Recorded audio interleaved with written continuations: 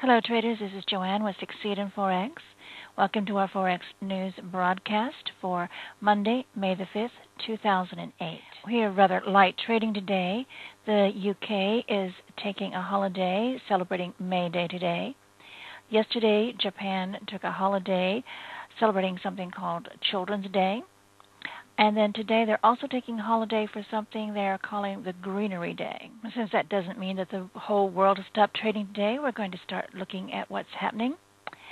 The news out of Switzerland this morning, the headlines read, dollar rose on Friday after small drop in U.S. non-farm payroll. The dollar rose against a basket of currencies on Friday after an unexpected small drop in U.S. non-farm payrolls. This left investors hoping any U.S. recession would prove to be a shallow one.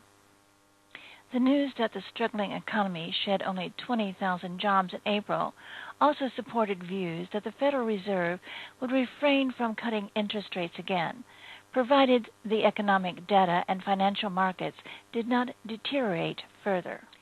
The Fed rate cuts totaling 325 basis points since mid-September have eroded the allure of the dollar-denominated assets to investors seeking higher returns, undermining the dollar against the high-yielding euro, Australian, and New Zealand dollars. The Labor Department data showed U.S. employers cut 20,000 jobs in April, marking the fourth straight month of contraction in employment.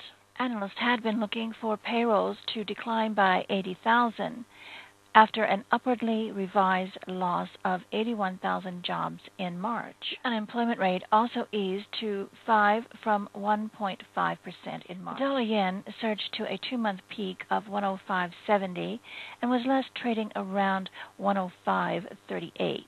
The euro-dollar fell to 153.61, the lowest since March 24th, and traded back up to 154.26.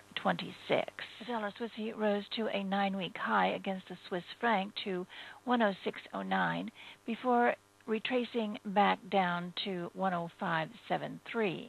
The pound dollar traded down to 197.13 after posting 198.98 intraday high. With economic data continuing to beat the market expectations, analysts are saying it has become more likely that the Fed would keep its key overnight lending rates at 2% for a while. This would support the dollar against the euro, especially as perception rise that the European Central Bank will be forced to ease monetary policy at some point this year, amid increasing signs of slower growth in the Eurozone. The dollar was weaker in the Asian session as the markets prepare for a big week in central bank announcements. The pound dollar trended up to 197.66 from 197.20, while the Aussie dollar bounced off a 21 moving average, climbing to 94.12.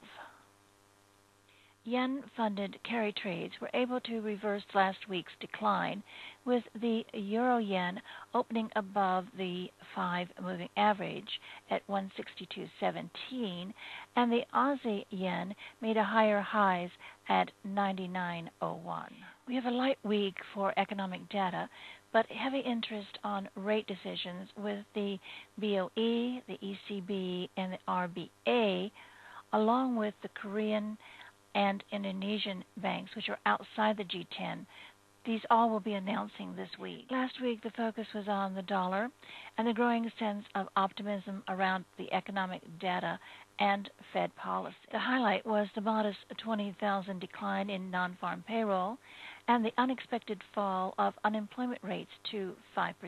These encouraging signs have increased the probability, at least temporarily, that the Fed will hold rates in June, and was particularly the cause for the current dollar strength.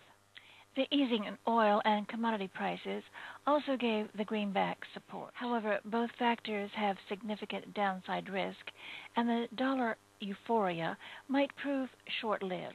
First, if history is any guide, then the U.S. labor market could get much worse in the near term, with average monthly declines of well over 100,000 and unemployment creeping up to 5.4%.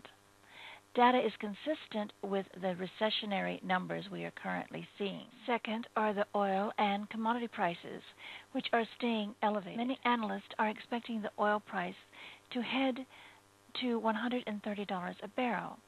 And with solid commodity demand from China, these factors will keep the dollar rally contained. On a side note, the IMM Forex positioning showed speculators closing out of the dollar short positions in most currencies. The CFTC reports the shift to a net euro-dollar short for the first time since 2005. So the recent dollar strength was backed by trading positions, and any additional position building in the dollar favor will have only a minor effect on the dollar price. That concludes our news for today. We thank you for viewing, and we are hoping that you're finding it beneficial to your trading. Before we sign off, we would like to invite you to visit our website at www.succeedinforex.com. There you'll find a link about our Traders Trading Center, where our motto is Traders Helping Traders Succeed in Forex. Also, you'll find a link to our Yahoo forum, which is also called Succeed in Forex. We hope you'll visit us there soon. Until tomorrow, have a great trading day and happy pipping.